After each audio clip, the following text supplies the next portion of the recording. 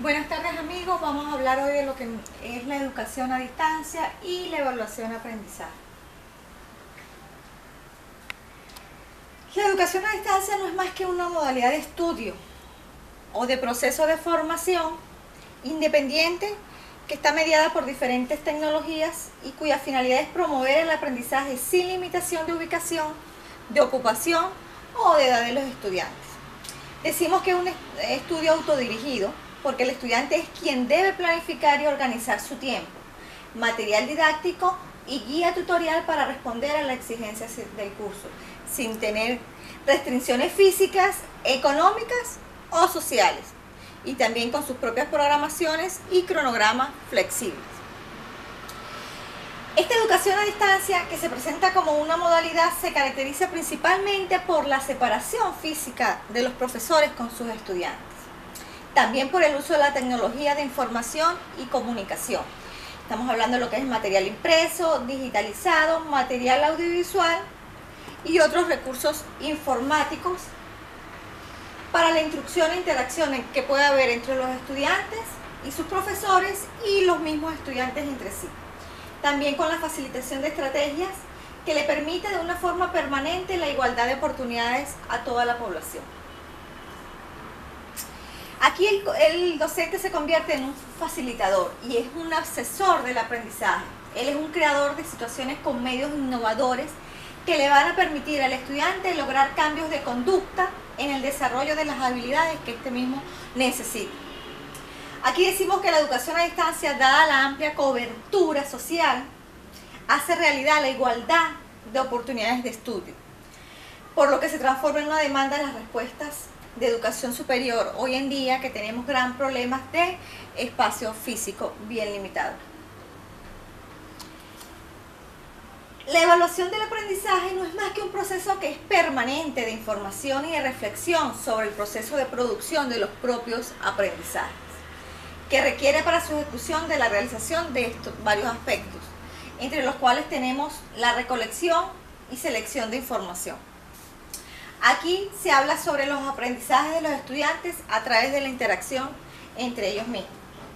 También hablamos de la interpretación y valoración de los aprendizajes, en términos de grado de desarrollo, de los criterios de evaluación establecidos para cada área y también por ende del grado de desarrollo de cada competencia del estudiante. La toma de decisión aquí nos involucra el establecimiento de un plan de acción que permite al estudiante conocer, reforzar y estimular los aprendizajes que le permita desarrollar con la ayuda del docente. Tenemos unos principios fundamentales de evaluación. Hablamos del primer principio, que es la confiabilidad, la validez, la objetividad y la autenticidad. Vamos a ver de qué se trata cada uno de ellos. Cuando hablamos de la confiabilidad, no es más que se refiere a la decisión que el docente toma respecto al estudiante, en lo cual él logra evidenciar cuanto al tipo de estudio o actividad de ejecución que realiza. Aquí hablamos de las competencias de los instrumentos que lo van a evaluar y dar en cuenta si sus logros son o no efectivamente confiables. Nos referimos a la validez. Se refiere al tipo de medición que el docente va a establecer con respecto al estudiante para que logre reflejar de alguna manera si este estudiante puede o no evidenciar el nivel de dominio de la competencia específica para cada unidad. Cuando nos referimos a la objetividad, se refiere al tipo de análisis que el docente va a hacer, que se considera para valorar las medidas necesarias a través de la aplicación de instrumentos de evaluación seleccionados. Y la autenticidad se refiere a lo que el estudiante tendrá la oportunidad de poder aplicar sus propios conocimientos y competencias en situaciones reales, ya sea profesionales o laborales. Tenemos varias funciones para la evaluación del aprendizaje. La primera función es diagnóstica. Aquí el docente puede identificar el nivel de competencia previo al nivel de dominio sobre cierta competencia específica que se quiera trabajar. Esto le va a permitir de alguna manera ajustar o adecuar los contenidos considerados en la unidad del aprendizaje. Cuando nos vamos a la formativa, el docente puede hacer un seguimiento puntual sobre los avances del estudiante que logra evidenciar en sus competencias y niveles de dominio y desempeño en cada unidad temática a lo largo de la unidad del aprendizaje. Y por último, la función sumativa, aquí el docente le otorga una calificación al estudiante. Es bien importante, siempre y cuando se establezca una claridad de criterio académico. Por ejemplo, aquí hablamos si se le solicita al estudiante un examen escrito de manera presencial o se le pide que elabore un trabajo final, ya sea individual o en grupo. En cuanto a los criterios de evaluación de enfoque de competencias, tenemos que tomar en cuenta aquí, primero, lo que conoce el estudiante. Aquí estamos hablando del saber. Si posee ciertos criterios o ciertos conocimientos especializados. Aquí estamos hablando de una dimensión cognitiva. Segundo, lo que sabe hacer con lo que conoce. Aquí estamos hablando del saber hacer. Aquí el estudiante aplica los conocimientos a situaciones concretas a través de procedimientos adecuados para cada tarea o grupo de tareas y nos encontramos con la dimensión cognitiva. También hablamos del tipo de competencia que enfrenta el estudiante cuando realiza alguna tarea o resuelve algún problema. Estamos hablando del saber estar y el saber ser. Por otra parte, lo que el estudiante manifiesta respecto a los valores. Estamos hablando de la tolerancia o la predisposición al diálogo, la participación en sus puntos de vista, que comunica y expresa sus ideas, actitudes y sentimientos. Y estamos hablando de una dimensión comunicativa. Nos presentamos algunos procesos de evaluación. En estos procesos de evaluación comprende lo que son los saberes, estamos tomando en cuenta si son declarativos, procedimentales, condicionales o informaciones. Cuando nos referimos a las capacidades, tomamos en cuenta los esquemas de percepción que se realizan, los esquemas de evaluación y los esquemas de acción. Y tenemos otros recursos como las actitudes y posturas que se consideran durante el área de aprendizaje, los valores y principios, las normas relacionadas con el saber, el accionar y el poder. Y consideramos lo que son los recursos emocionales que pueda presentar el estudiante. Vamos a considerar algunos pasos para hacer la evaluación de aprendizaje.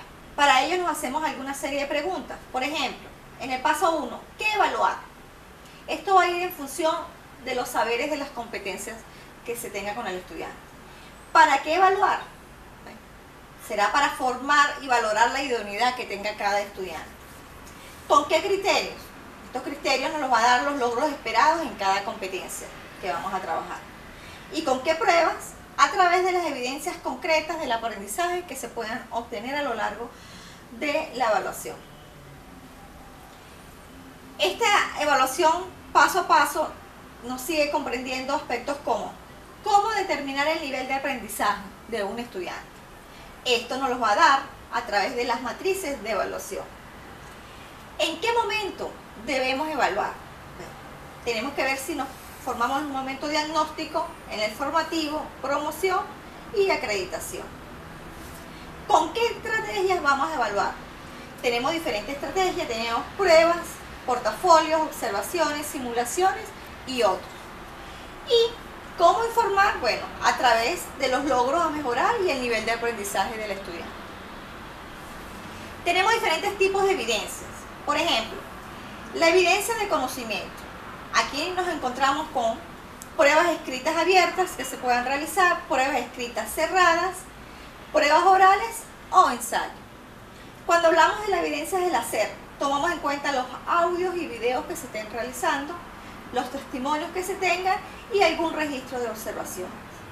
Las evidencias del ser, consideramos lo que son registros de actitudes, pruebas de actitudes, autovaloración y algunos sociogramas.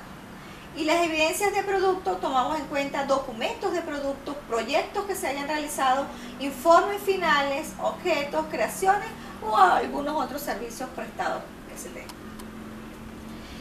En cuanto a los componentes de las matrices de evaluación, tenemos 5. El primero, por supuesto, es la competencia y es la competencia en la cual vamos a evaluar. Los criterios son criterios que se tendrán en cuenta durante el proceso. Las evidencias son las pruebas que se van a tener en cuenta también durante el proceso. Los niveles de logro son los que nos dan los niveles de aprendizaje por criterio del estudiante Y los puntos o porcentajes son los que nos indican la cuantificación de cada criterio y el nivel de logro del estudiante. Tenemos también varios tipos de evidencias y nos presentamos en sus fases. Estamos hablando de una fase de autoevaluación. Aquí la característica propia va a ser es que la hace el propio estudiante y es metacognitiva. En la fase de coevaluación la hacen los pares y es en equipo. En la fase de heteroevaluación allí la hace el docente y en ocasiones la hacen algunos expertos. Y la fase de interevaluación, aquí se integran todas las anteriores y se hace de diferentes ámbitos. La estrategia de evaluación tenemos varias. Hablamos de portafolios, pruebas escritas, simulaciones y más. Cuando hablamos de portafolio nos referimos a que se permite el seguimiento continuo y la estrategia de mejoramiento. Mientras que en pruebas escritas se basan en casos y en problemas resueltos por el estudiante. En las simulaciones, aquí el estudiante simula situaciones de contexto y se buscan lo que sean los más reales posibles. En los mapas son gráficos para procesar la información y esto nos permite evaluar el grado de conocimiento que tenga el estudiante. Toda esta información se presenta en un informe de evaluación que nos sirve para medir el nivel de aprendizaje, los logros y los aspectos con los cuales se van a mejorar. Por ejemplo, aquí vemos el nivel alcanzado del estudiante a partir de la matriz de evaluación.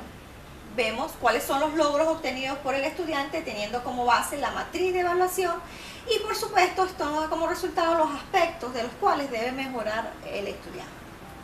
Bueno amigos, esto es todo lo que hemos hablado por hoy. Espero que les haya servido lo que es la evaluación a distancia, la importancia de la evaluación a distancia y de la evaluación de aprendizaje. Muchas gracias, nos vemos en una próxima oportunidad.